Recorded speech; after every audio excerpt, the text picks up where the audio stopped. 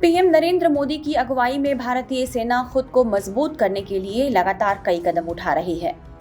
भारतीय सेना जहां एक तरफ अपने जवानों को अत्याधुनिक हथियारों से लैस कर रही है, वहीं गलवान और तवांग सेक्टर में चीनी सैनिकों से हुई झड़प से सबक लेते हुए सेना के जवानों के लिए ट्रेनिंग में नया प्रयोग भी शुरू कर दिया गया है। अब ट्रेनिंग में अमर नाम से नया मॉड्यूल जोड़ा गया है।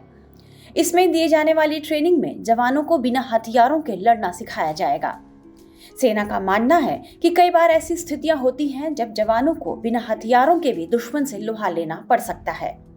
सेना प्रमुख जनरल मनोज पांडे ने वार्षिक संवाददाता सम्मेलन में बताया कि चीन ने एलएसी पर एक बार फिर अपने सैनिकों की तैनाती बढ़ा दी है। इसमें मामूली वृद्धि हुई है और भारतीय सेना उनकी आवाजाही पर नजर बनाए हुए है। जनरल मनोज पांडे के मुताबिक चीन के साथ उत्तरी सीमाओं पर स्थिति नियंत्रण में है, लेकिन अभी भी अप्रत्याशित बनी हुई है। उन्होंने कहा कि भारतीय सेना हर स्थिति के लिए तैयार है।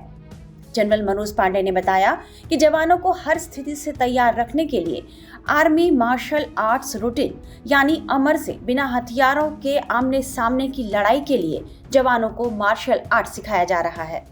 भारतीय सेना अपने सैनिकों को निहत्थे युद्ध और मिश्रित मार्शल आर्ट तकनीक में प्रशिक्षित कर रही है, जिससे कि किसी भी घटना का सामना बिना हथियारों के किया जा सके। जवानों को इस नए मॉड्यूल की ट्रेनिंग देने की जरूरत इसलिए पड़ी है क्योंकि विभिन्न समझौतों के तहत आमतौर पर सीमा क्षेत्र में गश्त करने वाले दलों को हथियार रखने की मनाही होती है। इसके बावजूद कई ऐसे मौके आए हैं जब चीन अपनी हरकतों से बाज नहीं आया। चीनी सैनिकों और भारतीय सेना के बीच कई बार संघर्ष देखने को मिला है।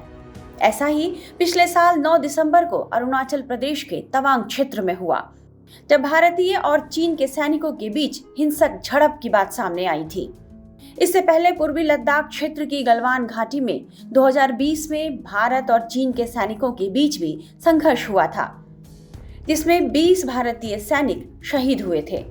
इन दोनों घटनाओं में चीनी सैनिकों ने भारतीय सैनिकों पर हमला करने के लिए पत्थरों, कीलों से लदी डंडों, लोहे की छड़ों और क्लबों का इस्तेमाल किया था।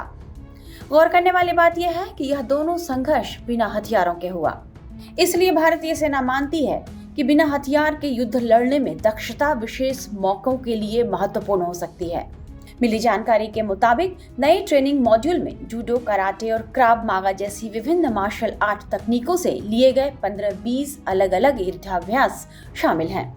इंडियन आर्मी का मानना है कि इससे न केवल चीनी सीमा पर मौजूद भारतीय सैनिकों के आत्मविश्वास में इजाफा होगा, बल्कि उनकी युद्ध क्षमता भी बढ़ेगी। इससे सेना का मनोबल भी ऊंचा होगा। टाइम्स नाउ नव भारत डिजिटल की रिपोर्ट।